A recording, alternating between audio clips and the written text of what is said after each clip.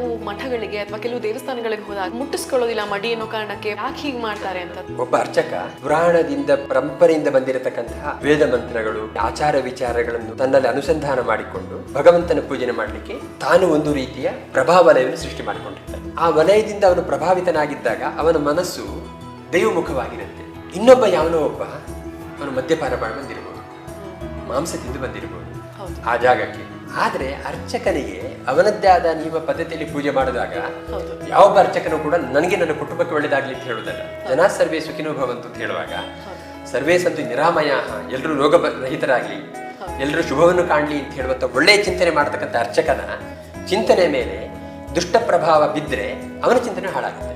ಸರ್ವೇ ಜನ ಸುಖಿನೋ ಭವಂತು ಪ್ರಾರ್ಥನೆ ಮಾಡಬೇಕಾದ ನಾನೇ ಸುಖವಾಗಿ ಇಲ್ಲದಿದ್ರೆ, ನಾನೇ ಯಾವುದೊಂದು ಕೆಟ್ಟ ಪ್ರಭಾವಕ್ಕೆ ಒಳಗಾದ್ರೆ ನಾನು ಇನ್ನೊಬ್ಬರಿಗೆ ಪ್ರಾರ್ಥನೆ ಮಾಡ್ಲಿಕ್ಕೆ ಆಗುದಿಲ್ಲ. ಮನಸ್ಸು ಕೆಟ್ಟದಿರಿದ್ದಾಗ ನಾನು ದೇವರಿಗೆ ಒಳ್ಳೆಯ ಸಮರ್ಪಣೆ ಮಾಡ್ಲಿಕ್ಕೆ ಬರುವುದಿಲ್ಲ, ಒಳ್ಳೆಯ ಭಾವನೆಗಳನ್ನು.